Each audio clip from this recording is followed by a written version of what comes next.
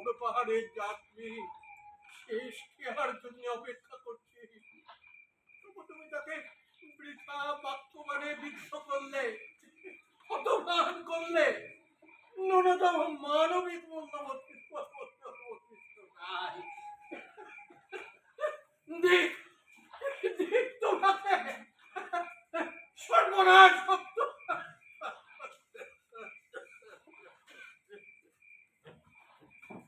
কেমন বোধ করছেন পিতা?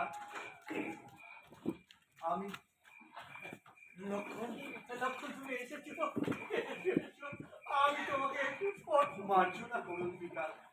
যে পথে আপনি যাত্রা করেছেন সেটা উত্তরণের পথ। এই জাগতিক সংকীর্ণতায় যাত্রা পথে গর্বিত করবেন না, এতে যন্ত্রণাবৃত হবে।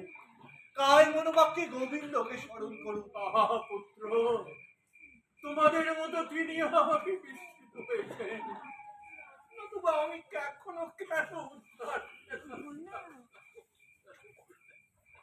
এই শ্মশানে আর কেউ নেই পিতা, শুধু আপনি আর আপনি।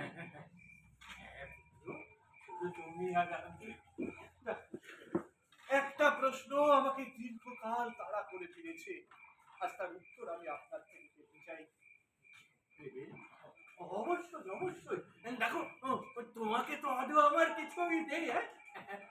প্রশ্ন করো, আমি গুরুত্বপূর্ণ বিষয় আমার স্মরণে এলো। রাজা লক্ষণ সেনকে সেটি নিবেদন করতে পারি। আদেশ করুন।